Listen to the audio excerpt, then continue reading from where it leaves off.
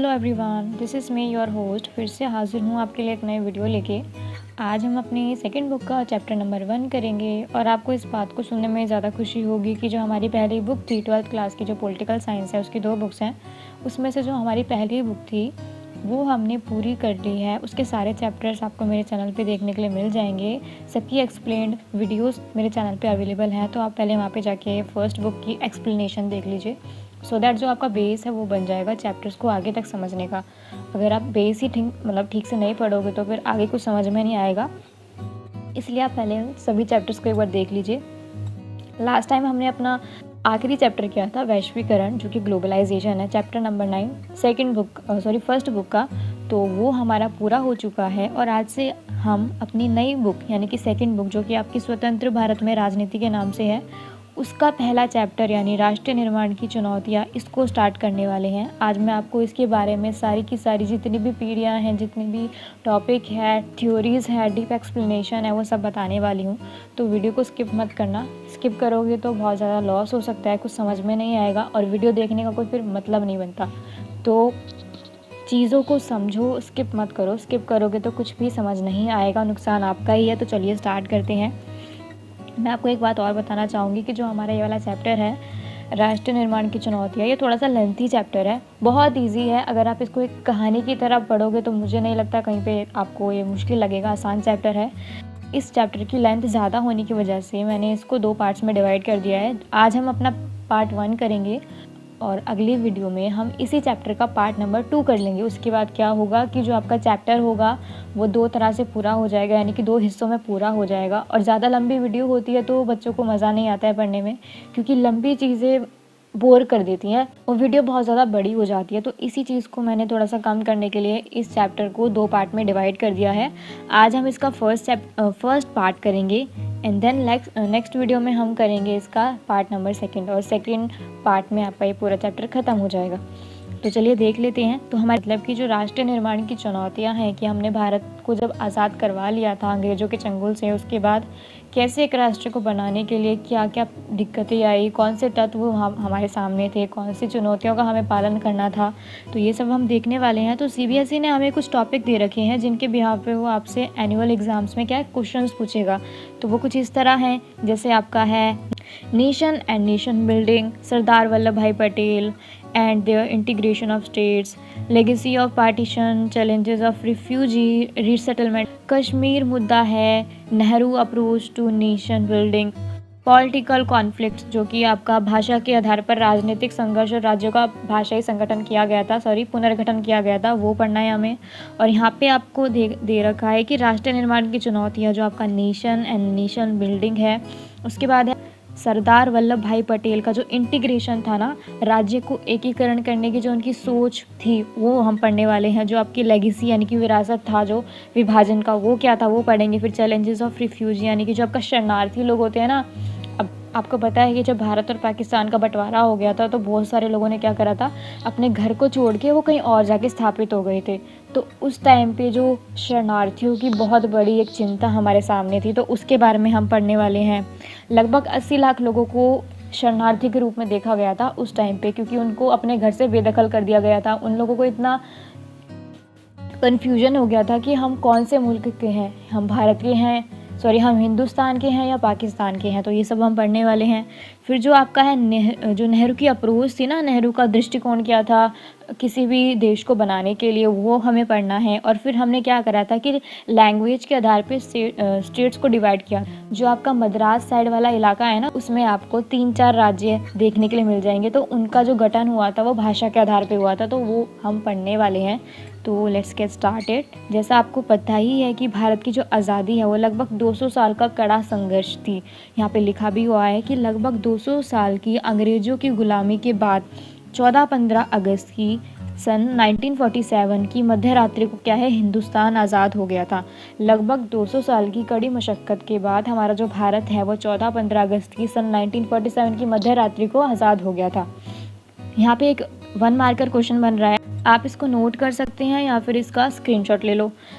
इस आज़ादी के साथ देश की जनता को देश के विभाजन का भी सामना करना पड़ा। अब एक चैलेंज ये था कि हमने जो अंग्रेज़ थे उनसे तो कहीं ना कहीं अपने आप को छुड़ा लिया था, लेकिन अब क्या हो रहा था कि कुछ लोग ऐसे थे कि वो हिंदुस्तान को ये कह रहे थे कि जो हमारा हिंदुस्तान है यहाँ पे दो तरह के लोग रहते हैं, यानी कि दो कौमों के लोग रहते हैं, दो धर्म के ज़्यादा लोग रहते हैं। पहला हिंदू है, दूसरा है मुसलमान। तो मुसलमान लोगों ने क्या कहा कि हमें दूसरा देश चाहिए, हम क्या है, हम रिसेटलमेंट नहीं कर सकते हिंदुओं के साथ। तो उनके लिए क्या किया गया था, 1947 के बाद ही पाकिस्तान नाम का एक नया देश बनाया गया था, जिसमें जो हिंदुस्तान में बसी हुई मुस्लिम जनता थी उसको वहाँ भेजा गया था। मेन तौर से पाकिस्तान मुस्लिमों के लिए बनाया गया था। तो इसी के बारे में हमें सारा कुछ पढ़ना है आगे। फिर संविधान सभा के विशेष स्तर में जो हमारे पहले प्रधानमंत्री थे ना, प्रधानमंत्री जवाहरलाल नेहरू ने भाग्यवधु से चिर प्रतिष्ठित भेंट या फिर ट्रिस्ट विद द डेस्टिनी के नाम से क्या किया था, एक भाषण दिया था। ये क्वेश्चन आ रखा है एनुअल एग्जाम्स में कि जो आज़ादी के तुरंत बाद हमारे जो पहले प्रधानमंत्री थे उन्होंने कौन सा भाषण दिया था, उसका नाम क्या है। तो आप इसको ढंग से पढ़ लो और इसका स्क्रीनशॉट ले लो या फिर नोट कर लो। आगे देखो, आज़ादी के समय दो बातों पर सबकी सहमति थी। भले ही यहाँ पे क्या हो रहा था कि लोग क्या अपने लिए एक अलग देश की मांग कर रहे थे, लेकिन फिर भी दो तीन बातें ऐसी थी जिन पे वो लोग कहीं ना कहीं बहुत अच्छी तरह से दृढ़ थे कि हाँ, ये कोई भी देश बने तो उसमें ये चीज़ें होनी चाहिए। पहला था कि आज़ादी के बाद देश का जो शासन है वो लोकतंत्र पद्धति के द्वारा चलाया जाएगा। इसका मतलब है कि हर इंसान ये चाहता था कि हम चाहे किसी भी देश में क्यों ना जाए, वहाँ की जो सरकार चलेगी, जो शासन चलेगा वो लोकतांत्रिक होना चाहिए। भले कोई राजा का शासन नहीं होना चाहिए और ना ही कोई तानाशाह होना चाहिए। जितनी भी दिक्कतें आएंगी किसी भी नेशनल बिल्डिंग के लिए, वो सारी जितनी भी भागीदारी दिखाई जाएगी वो जनता के द्वारा दिखाई जाएगी। मतलब कि जनता अपनी मनपसंद क्या है, सरकार चुनेगी। तो ये चीज़ें वहाँ पे होनी चाहिए। पहली बात तो ये थी। और दूसरा ये था कि सरकार समाज के सभी वर्गों के लिए कार्य करेगी। अब क्या होता है कि जो अमीर लोग होते हैं वो कहीं ना कहीं बहुत ज़्यादा मुनाफा कमा लेते हैं सरकार के द्वारा। जो भी रिक्वायरमेंट्स होती है, जो भी हमें रियायतें दी जाती हैं सरकार द्वारा, तो कहीं ना कहीं जो वंचित लोग होते हैं वो उन चीज़ों को ले नहीं पाते क्योंकि उनकी इतनी पहुँच होती नहीं है, वो गरीब होती हैं। तो यहाँ पे एक चीज़ ये थी कि जो भी सरकार कार्य करेगी समाज के लिए, उसका जो भी पार्टीशन आएगा ना फ़ायदे वाला, वो हर इंसान को मिलना चाहिए, भले ही वो कितना अमीर क्यों ना हो, भले ही कितना वो गरीब क्यों ना हो। तो सेकंड बात हमारी ये है, आगे देखते हैं। आज़ाद भारत की नए राष्ट्र की चुनौतियाँ हमें तीन प्रकार से देखने के लिए मिली थी। मुख्य तौर पर भारत के सामने तीन चुनौतियाँ थी। जब हमारा भारत आज़ाद हो चुका था अंग्रेज़ों के चंगुल से, तो उसके सामने तीन चुनौतियाँ बहुत ज़्यादा अहम थी। वो इसलिए थी क्योंकि किसी भी देश को बनाने से पहले उसके अंदर की जो स्थिरता होती है, जो एकता होती है, उसको कायम करने के लिए, हर इंसान के मन की बात को फॉलो करने के लिए, और एक ऐसा राष्ट्र बने जिसमें कोई भी निवासी बॉदरिंग ना करे किसी और के ऊपर, मतलब किसी पे बोझ ना बने। तो ये कुछ तीन तत्व दिए गए थे किसी भी देश को बनने से पहले जो उसके अंदर होने ही चाहिए। पहला है एकता एवं अखंडता की चुनौती।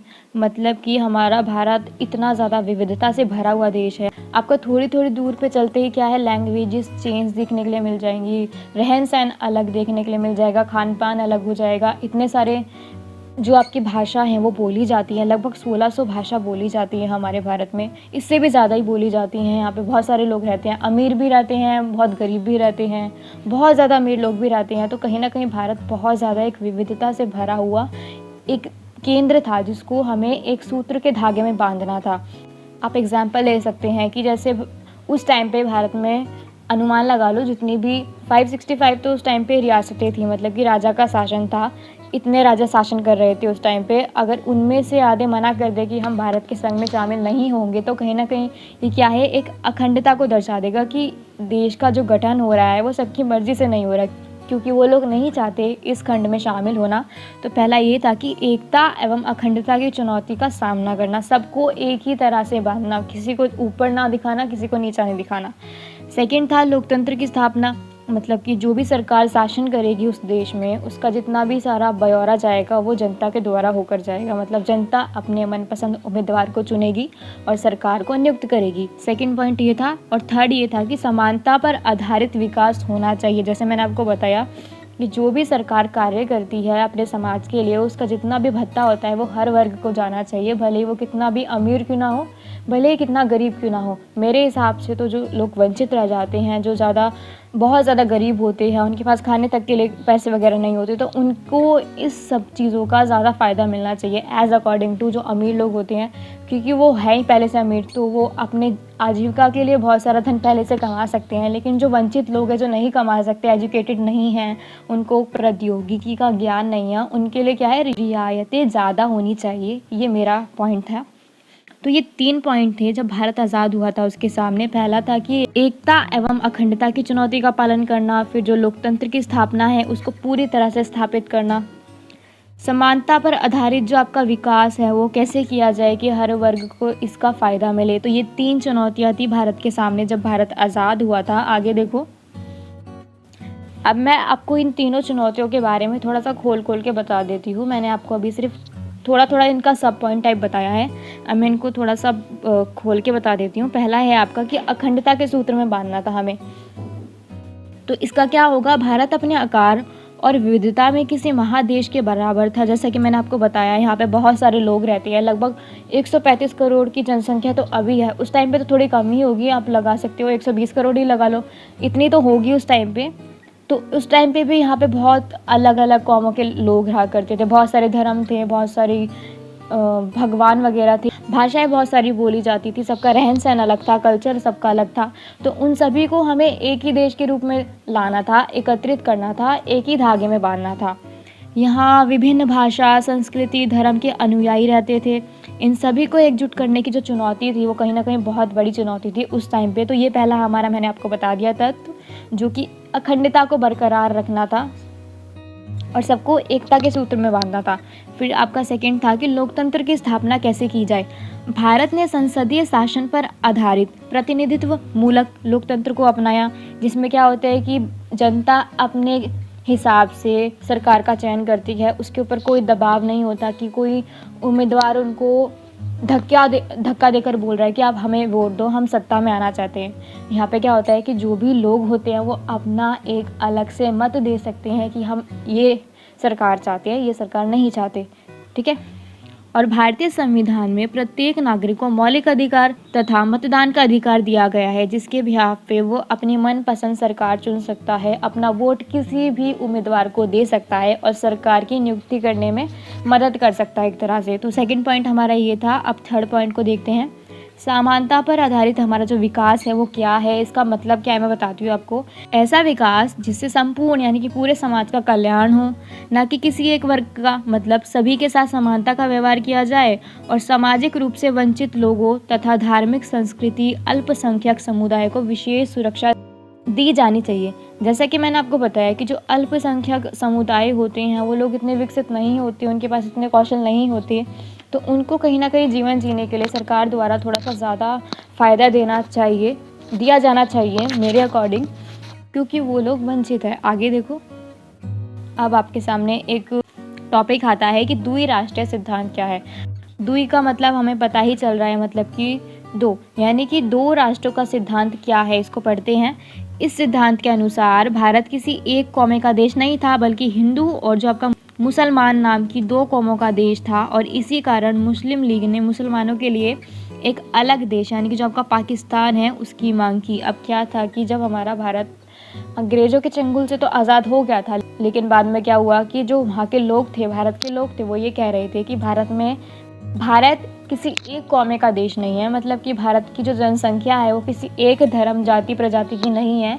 यहाँ पे कम से कम 2 प्रजातियाँ, या फिर प्रजातियाँ तो नहीं बोलेंगे, कौमें यानी कि टाइप बोल सकते हैं, तरह के लोग रहते हैं। पहला आपका हिंदू है, दूसरा है मुसलमान।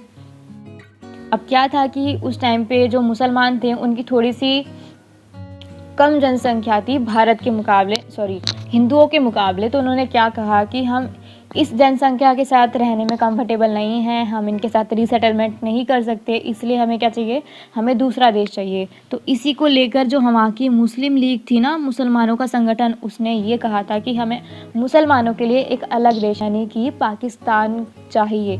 तभी जाके क्या है, हमारा जो भारत है वो डिवाइड हुआ था 2 पार्ट्स में, भारत और पाकिस्तान। बहुत सारे मुसलमान इस सिद्धांत के पक्ष में थे तो कुछ विपक्ष में थे। लेकिन ज़्यादातर लोगों ने यही कहा कि हमें दूसरा ही देश चाहिए क्योंकि हम आपके साथ नहीं रह सकते। आपको पता ही होगा कि उस टाइम पे बहुत ज़्यादा मार-काट चली थी। दिन दहाड़े कत्ल वगैरह हुए थे, बहुत सारे लोगों ने अपने घर छोड़ दिए थे, बहुतों की जान गई थी। आगे देखो, अब भारत का विभाजन जो हुआ था, जो पार्टीशन हुआ था, वो किस सिद्धांत के ऊपर हुआ था? तो हमारा जो ये मैंने आपको बताया ना अभी, द्विराष्ट्र सिद्धांत, इसी के उपरांत क्या हुआ था, हमारे भारत का क्या हो गया था, पार्टीशन हो गया था। मुस्लिम लीग ने द्विराष्ट्र सिद्धांत को अपनाने के लिए तर्क दिया कि भारत किसी एक कौम का देश नहीं है, बल्कि हिंदू और मुसलमान नाम के दो कौमों का देश है। इसी कारण मुस्लिम लीग ने मुसलमानों के लिए एक अलग देश की यानी कि पाकिस्तान की मांग की। तो अगर आपसे पूछ लिया जाए कि भारत और पाकिस्तान का जो बंटवारा हुआ था वो किस सिद्धांत के जरिए किया गया था, किस सिद्धांत के ऊपर किया गया था, तो वो आपका था द्विराष्ट्र सिद्धांत। और इस सिद्धांत को किसने बल दिया था? तो जो वहाँ की मुस्लिम लीग थी उसने कहा था कि हमें मुसलमानों के लिए एक अलग देश यानी पाकिस्तान चाहिए। तो ये हमारा था द्विराष्ट्रीय सिद्धांत। भारत के विभाजन का जो आधार बनाया गया था वो धार्मिक बहुसंख्या को बनाया गया था। दो धर्म के दो देश बना दिए गए थे, पहला पाकिस्तान, दूसरा भारत। जो पाकिस्तान में रहेगा वो मुसलमान है और जो भारत में रहेगा वो हिंदू है। तो इस तरह से धार्मिक बहुसंख्या को जरिया बनाया गया था पाकिस्तान के विभाजन में। मुसलमानों की जनसंख्या के आधार पर पाकिस्तान में दो इलाके शामिल होंगे, जो कि आपका पश्चिमी पाकिस्तान, जो कि अभी करंट में पाकिस्तान है, और जो आपका पूर्वी पाकिस्तान है, जो बांग्लादेश है ना, जो आपका 1971 में आज़ाद करवा दिया गया था भारत द्वारा। तो वो पहले क्या था, दूसरा पाकिस्तान था। उस टाइम पे क्या था कि इन दो जगह पे जो बांग्लादेश वाली साइड है यहाँ पे बहुत ज़्यादा मुसलमानों वाली जनसंख्या थी, और पश्चिम जो आपका पाकिस्तान है इस तरफ बहुत ज़्यादा क्या थी, जनसंख्या थी मुसलमानों की। तो इसलिए क्या किया गया था कि इन दोनों जगहों को पाकिस्तान के नाम से नियुक्त कर दिया गया था, क्योंकि यहाँ पे बहुत सारी जनसंख्या ऐसी थी जो मुस्लिम लीग थी, जो मुस्लिम धर्म को मानती थी। और इनके मध्य है जो भू भारतीय भाग है उसका बड़ा विस्तार होगा, मतलब कि जो बीच वाला पार्ट बच गया वो हमारा भारत बन गया। तो क्या हुआ था 1971 में, जो आपका ये पूर्वी पाकिस्तान है ना, इसको आज़ाद करवा दिया गया था, क्योंकि ये जो पश्चिमी पाकिस्तान था वो इस पर कहीं ना कहीं बहुत ज़्यादा बॉदरिंग करता था, ये उर्दू भाषा इसके ऊपर थोपता था। ये सब हम आगे पढ़ेंगे कि इनके बीच में क्या विवाद था, तो उस विवाद के बीच में भारत का क्या रोल था, वो सब हम आगे पढ़ेंगे। तो ये आपको समझ आ गया होगा। आगे देखो, मुस्लिम बहुल प्रत्येक इलाका जो कि पाकिस्तान में जाने के लिए राज़ी नहीं था। मतलब कि उस टाइम पे भी बहुत सारे मुसलमान ऐसे थे जो खुश थे भारत के साथ रह के, लेकिन ज़्यादातर लोग ये चाहते थे कि हमें दूसरा देश मिलना चाहिए। लेकिन कुछ लोग ये थे कि वो हर जगह पे ना फैले हुए थे, पूरे भारत में मुसलमान फैले हुए थे। तो इस चीज़ से बचने के लिए उन्होंने क्या करा था, जो यहाँ की पुलिस थी भारत की, वो उनको घसीट रही थी मुसलमानों को कि तुम यहाँ से निकलो, तुम्हारे लिए हमने दूसरा देश बना दिया है, अब तुम वहाँ पे जाके रहो। तो एक ऐसी चीज़ हुई थी कि हम अपने ही देश में पराये हो गए थे एक तरह से। उस टाइम पे मुसलमानों के लिए चीज़ थी। तो आधे मुसलमानों ने तो ये करा कि जो हिंदू लड़कियां होती हैं उनसे शादी करके अपना धर्म परिवर्तन कर लिया, कुछ ने अपने नाम बदल लिए, पहचान छुपा ली, और वो यहीं पर बस गए। पश्चिमोत्तर सीमा प्रांत के जो नेता थे गफ़ार अब्दुल खान, जिनको हम सीमांत गांधी के नाम से भी जानते हैं, वह द्विराष्ट्रीय सिद्धांत के एकदम खिलाफ थे। मतलब कि जो पाकिस्तान के उस टाइम पे नेता थे कोई, उनका नाम था गफ़ार अब्दुल खान, जो कि आपका द्विराष्ट्रीय सिद्धांत था ना कि भारत का पार्टीशन होना चाहिए, दो हिस्से में बट जाना चाहिए। तो इस चीज़ के खिलाफ कौन था? आपका जो गफ़ार अब्दुल खान थे, ये इस चीज़ के बिल्कुल खिलाफ थे। ये क्वेश्चन आपका 1 मार्कर में आ सकता है। इस चैप्टर से आपके 1 मार्कर में बहुत सारे क्वेश्चंस बनने वाले हैं। तो मैं यही कहूँगी, अगर आपको लगता है कि आप इन सभी को स्कोर करना चाहते हैं, छोड़ना नहीं चाहते, तो इनको कहीं लिख लो या फिर स्क्रीनशॉट लेके रख लो। ब्रिटिश इंडिया के मुस्लिम बहुल प्रांत पंजाब और बंगाल में अनेक हिस्से बहुसंख्यक गैर मुस्लिम आबादी वाले थे। मतलब कि उस टाइम पे पंजाब और जो बंगाल वाला हिस्सा है ना, इन हिस्सों में सबसे ज़्यादा जो आपके मुस्लिम लोग थे वो निवास कर रहे थे। ठीक है, ऐसे में इन प्रांतों का बंटवारा धार्मिक बहुसंख्या के आधार पर जिले या उससे निचले स्तर के प्रशासनिक हलके को आधार पर बनाकर किया गया था। लेकिन फिर क्या हुआ कि पंजाब के जो मुस्लिम थे वो कहीं ना कहीं भगदड़ तो मची गई थी उस टाइम पे। तो आधे पश्चिम की तरफ निकल गए, आधे पूरब की तरफ निकल गए। तो इसी से हमारा 2 पाकिस्तान बनाए गए थे उस टाइम पे, जो आपका पश्चिम जो आज करंट में पाकिस्तान है और एक आपका पूर्वी वाला पाकिस्तान। आगे देखो, और इस जो बंटवारे का आधार बनाया गया था वो धार्मिक बहु जनसंख्या को बनाया गया था। आगे देखो, भारत विभाजन केवल धर्म के आधार पर हुआ था। दोनों और अल्पसंख्यक वर्ग बड़े असमंजस में थे कि उनका क्या होगा। असमंजस में मतलब एक तरह से उनको बहुत ज़्यादा एंजाइटी थी इस चीज़ की कि हम अपने ही देश में पराए हो गए, अब हमारा क्या होगा, हम कौन से देश के लोग हैं।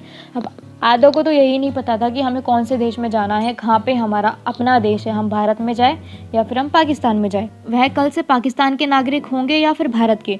तो ये बहुत सारी कन्फ्यूजन थी, लेकिन ये सारी कन्फ्यूजन कहीं ना कहीं बहुत टाइम के बाद ख़त्म हो गई। बहुत ज़्यादा नहीं, ज़्यादा भी टाइम नहीं लगा। बहुत ज़्यादा मारकाट मची थी, बहुत ज़्यादा शरणार्थियों की दिक्कत आ गई थी। समथिंग 80 लाख लोगों ने तो घर ही छोड़ दिया था, बहुत सारे लोग मारे गए थे वहाँ। उस टाइम पे बलात्कार एक ऐसी चीज़ थी जो बहुत ज़्यादा आम हो गई थी। कुछ लोगों ने तो अपने घर की इज़्ज़त को बचाने के लिए अपनी बेटियों के ही खुद गले वगैरह काट दिए थे, उनको मार दिया था सिर्फ अपनी शान को बचाने के लिए, और बाद में वो भी नहीं बच पाए। तो ये चीज़ थी। विभाजन करने में आई जो मुख्य समस्या थी, वो समस्या क्या थी, अब हम इसके बारे में जानते हैं। भारत विभाजन की योजना में यह नहीं कहा गया था कि दोनों भागों से जो अल्पसंख्यकों का विस्थापन है वो होना ज़रूरी है। ठीक है, मतलब कि जब बंटवारा हो रहा था तो ये उनसे कहा नहीं गया था, मतलब कि आप इस देश के नागरिक हो या फिर आप इस देश के नागरिक हो, किसी को कुछ नहीं बताया गया था। सरकार ने अपना फैसला लिया और लोगों में भगदड़ मच गई। विभाजन से पहले ही दोनों देशों के बंटने वाले इलाकों में हिंदू मुस्लिम जो दंगे थे वो भड़क उठे थे। कहीं ना कहीं वो लोग ये कह रहे थे कि जो हमारा प्लेस है, ये हमारा इलाका है, तुम यहाँ पे नहीं रह सकते, तुम्हारा देश दूसरा है तो तुम वहाँ पे जाके रहो। उस टाइम पे बहुत ज़्यादा लड़ाई वगैरह भी चली थी, आपने देखा होगा। जो गदर मूवी है वो पूरा 1947 पे बेस्ड की गई है, पूरी जो चीज़ें थी उसी तरह से हो रखी हैं बिल्कुल। पश्चिम पंजाब में रहने वाले अल्पसंख्यक गैर मुस्लिम लोगों को अपना घर बार ज़मीन जायदाद छोड़कर अपनी जान बचाने के लिए वहाँ से पूर्वी पंजाब या फिर भारत आना पड़ा। अब क्या हुआ था कि उन लोगों को ये कहा गया था, अब कुछ ऐसे मुसलमान भी थे जो भारत में अपनी ज़मीन वगैरह को लेकर रह रहे थे, उनकी जो परदादा वगैरह की ज़मीन थी वो भारत में विस्थापित थी, लेकिन भारत का विभाजन होने के बाद उन लोगों को वो चीज़ें भी छोड़नी पड़ी। ठीक है, उन लोगों ने अपनी जान बचाने के लिए अपनी क्या ज़मीनें वगैरह भी छोड़ दी थी। तो ये आपका थर्ड पॉइंट है। इसी प्रकार मुसलमानों को पाकिस्तान जाना पड़ा और ऐसे ही हमारे क्या है पाकिस्तान का निर्माण हुआ। बहुत ज़्यादा झगड़े, बहुत ज़्यादा एंजाइटी, बहुत ज़्यादा मारकाट के बाद क्या है आपका पाकिस्तान बना था। आगे देखो, विभाजन की प्रक्रिया में भारत की भूमि का ही बंटवारा नहीं हुआ बल्कि भारत की संपदा का भी बंटवारा हो गया था। उस टाइम पे छोटी से छोटी चीज़ जो आपका टाइपराइटर होता है ना, उस चीज़ को भी नहीं छोड़ा गया था, पाकिस्तान वाले उसे भी लेके चले गए। तो छोटी से छोटी चीज़ का भी क्या है उस टाइम पे बंटवारा हो गया था। आज़ादी एवं विभाजन के कारण भारत को विरासत के रूप में शरणार्थियों के पुनर्वास की क्या है समस्या मिली। अब कुछ ऐसे लोग थे जो बहुत ज़्यादा कन्फ्यूज़न में थे कि हम कौन से देश के निवासी हैं, हमें कहाँ जाना चाहिए। तो इसी चक्कर में कुछ मुसलमान थे, उन्होंने भारत में शरण ले लिया के बाद में वो यहीं पे बस गए और यहीं पे मरे वगैरह। तो जो उनकी अंश है आज भी भारत में कहीं ना कहीं है। लोगों के पुनर्वास को बड़े ही संयम ढंग से व्यवहारिक रूप प्रदान किया गया। ठीक है, शरणार्थियों के पुनर्वास के लिए सर्वप्रथम पुनर्वास मंत्रालय बनाया गया था। आपको याद होगा कि जो शरणार्थियों की इतनी बड़ी संख्या थी उनको कहाँ रखा जाए, तो इसी चीज़ के लिए पुनर्वास जो आपका मंत्रालय है वो बनाया गया था। अब देखते हैं कि जो भारत का विभाजन हो चुका था उसके बाद क्या क्या परिणाम हमें देखने के लिए मिले बाद में। तो चलिए देखते हैं। पहला है कि लोगों को मजबूरन अपना घर बार छोड़कर क्या है सीमा के पार जाना पड़ा। बड़े स्तर पर हिंसा का शिकार होना पड़ा, बहुत सारे कत्ल वगैरह हुए थे। अमृतसर और कोलकाता में सांप्रदायिक जो है हिंसा हुई, दंगे हुए, क्योंकि इन दो इलाकों में सबसे ज़्यादा मुसलमान लोग रहा करते थे उस टाइम पे। तो कहीं ना कहीं हिंदुओं ने उनके साथ मारकाट की और ये कहा कि तुम्हारे लिए हमने दूसरा देश बना दिया है, अब तुम्हें वहाँ जाना चाहिए, तुम्हें यहाँ पे रहने के कोई भी लायक वगैरह नहीं हो। लोगों को मजबूरन शरणार्थी शिविर में रहना पड़ा, बावजूद इसके कि उनके पास घर जायदाद विरासत सब थी, लेकिन अब वो दूसरे देश में जा चुकी थी तो उनको अपना लालन पालन करने के लिए शरणार्थी शिविर में रहना पड़ा। औरतों को अगवा किया गया, जबरन शादी करनी पड़ी और क्या है उनका धर्म बदल दिया गया। कई मामलों में लोगों ने परिवार की इज्जत बचाने के लिए खुद की घर की बेटियों को वहीं मार डाला ताकि उनकी क्या है, इज्जत बची रहे। अगर वो उनको ऐसे छोड़ देंगे तो मुसलमान या हिंदू उनको आके पकड़ के मार वगैरह देंगे, तो उस चीज़ से बचने के लिए उन्होंने खुद ही अपने घर की बेटियों को मार दिया था। वित्तीय संपदा के साथ साथ टेबल, कुर्सी, टाइपराइटर और पुलिस के बंटवारे भी हुए। मतलब एक छोटी से छोटी चीज़ को भी नहीं छोड़ा गया था उस टाइम पे। हर छोटी से छोटी चीज़ का क्या है, बंटवारा हो चुका था, भले ही वो कुर्सी हो, टेबल हो, टाइपराइटर हो, कुछ भी क्यों ना हो। 80 लाख लोगों ने घर छोड़कर सीमा के पार जाना क्या है, अपने आप को बचाने लायक समझा। मतलब 80 लाख से जो ज़्यादा लोग थे उन्होंने सीमा परिवर्तन कर लिया। मतलब वो एक देश से दूसरे देश में जाके बस गए, रहने लग गए। 5 से 10 लाख लोगों ने क्या है, अपनी जान गंवाई, जिसकी वजह से बहुत बड़ी क्या है, एक तरह से जनहानि हुई थी उस टाइम पे। तो ये सारे मामले हैं जिसकी वजह से परिणाम देखने के लिए मिलते हैं हमें भारत और पाकिस्तान के। पहला है कि लोगों को मजबूरन सीमा पार जाना पड़ा, बड़े स्तर पर हिंसा का शिकार होना पड़ा। जो आपका अमृतसर और कोलकाता है, वहाँ पे सांप्रदायिक हिंसा हुई। लोगों को मजबूरन क्या है, आपका शरणार्थी शिविर में रहना पड़ा। औरतों को अगवा किया गया, जबरन शादी की गई, उनका क्या है, धर्म परिवर्तन करवा दिया गया। कई मामलों में क्या है, लड़कियों की ही मौत कर दी गई अपने ही घर में, ताकि क्या है, उनकी इज्जत बच सके। वित्तीय संपदा के साथ साथ टेबल, कुर्सी, टाइपराइटर, जितने भी चीज़ें थी सबका बंटवारा हो गया। 80 लाख लोगों ने अपना घर छोड़ा और उन्होंने अपना देश बदल दिया। एक तरह से सीमा पार जाना पड़ा उन लोगों को। और 5 से लेकर 10 लाख तक एक बहुत बड़ी संख्या होती है। इतने लोगों ने क्या है, अपनी जान गंवा दी थी। आगे देखो, अब आपके सामने आता है रजवाड़ों का भारत में विलय। रजवाड़ों का मतलब है जो उस टाइम पे राजा की रियासतें वगैरह थी, जो शासन वगैरह था, वो कैसे भारत में आके एकजुट हुई, एकता के बंधन में बंधी। तो अब हम ये देखते हैं। स्वतंत्रता प्राप्ति से पहले भारत को 2 भागों में बांटा गया था। ठीक है, मतलब जब भारत आज़ाद नहीं हुआ था उस टाइम से उनको 2 भागों में बांटा हुआ था। पहला था ब्रिटिश इंडिया, ब्रिटिश भारत, एवं देशी रियासतें। देशी रियासतें मतलब कि जो आपका ब्रिटिश भारत है ना, इस वाले पार्टीशन में जो आपका कंट्रोल होगा वो अंग्रेजों का होगा, और जो आपका देशी रियासतें हैं ना, उसमें क्या होगा, राजाओं का शासन होगा। इन देशी रियासतों की संख्या लगभग उस टाइम पे 565 थी। मतलब भारत के आज़ाद होने से पहले भारत के अंदर 565 रियासतें ऐसी थी जो राजा के शासन वाली थी। रियासतों के शासकों को मनाने समझाने में सरदार वल्लभ भाई पटेल, जो उस टाइम पे गृह मंत्री थे भारत के, ने ऐतिहासिक भूमिका निभाई। और अधिकतर रजवाड़ों को उन्होंने भारतीय संघ में शामिल होने के लिए राज़ी किया गया था। जैसे मैंने आपको बताया था, इस टॉपिक पे हमें आगे बढ़ना है कि जो हमारा सरदार वल्लभ भाई पटेल थे, उन्होंने कैसे जो स्टेट्स थे उनका विलय किया गया था हमारे अंदर, भारत के अंदर। जो राजा वगैरह थे उनके कैसे भूभाग को हमने भारत में शामिल किया गया था। तो ये सारी चीज़ हम पढ़ने वाले हैं। रजवाड़ों के विलय में आई जो समस्या थी वो क्या थी, अब ये देखते हैं। आज़ादी के तुरंत पहले अंग्रेज़ों ने कहा कि भारत ब्रिटिश प्रभुत्व से आज़ाद होने जा रहा है। ऐसे में जो रजवाड़े हैं उन्हें भी आज़ाद कर दिया जाएगा। मतलब कि अब ये कह रहा था, जो ब्रिटिश प्रभुत्व वाला दल था, वो ये कह रहा था कि कहीं ना कहीं भारत अब हमारी जो गिरफ्त है उससे आज़ाद हो रहा है। तो अब क्या होगा, हम राजाओं को भी उनको क्या है, आज़ाद कर देंगे। और रजवाड़े अपनी मर्जी से चाहे भारत में शामिल हो जाएं या पाकिस्तान में, वो उनकी खुद की मर्जी है। ब्रिटिश प्रभुत्व ने ये कह दिया था कि अब जो भी राजा के प्रांत वाले लोग हैं वो भले ही भारत में शामिल हो या फिर पाकिस्तान में, वो उनकी खुद की मर्जी है। ये जो फैसला था कि वो कौन से पार्ट में शामिल होना चाहते हैं, जो ये सारा फैसला था वो खुद राजा को लेना था। इसमें जनता की कोई भी भागीदारी नहीं थी। आगे देखो, ऐसे में क्या हो रहा था कि जो हमारी देश की एकता थी और अखंडता थी ना, उसके ऊपर कहीं ना कहीं उस टाइम पे खतरा मंडरा रहा था। अगर जो हमारे रजवाड़े हैं वो अलग होने की मांग करते तो पता नहीं उस टाइम पे कितने ही टुकड़े हो जाते हमारे देश के। लेकिन सबसे पहले जो आपका त्रावणकोर है, त्रावणकोर के राजा ने सबसे पहले अपने राज्य को आज़ाद करने का ऐलान किया था। अगले दिन क्या है, जो आपका हैदराबाद के निज़ाम है ना, उस्मान अली खान उनका नाम था, ने यह ऐलान कर दिया कि अब हम अपनी रियासत को आज़ाद कर रहे हैं, हम भारत के संग में क्या है, शामिल होने जा रहे हैं। फिर क्या होता है कि जो आपके भोपाल के नवाब है ना, वो संविधान सभा में कहीं ना कहीं शामिल नहीं होना चाहते, मतलब कि वो भारत का जो संघ है उसमें शामिल नहीं होना चाहते थे। तो आज की वीडियो में मैंने आपको इतनी चीज़ें बताई हैं, आप इनको एक बार दोबारा से रिवाइज़ कर लेना, सो दैट जो आपने अभी पढ़ा है वो आपको पूरा समराइज़ हो जाए और आप कहीं कुछ भूल ना जाए।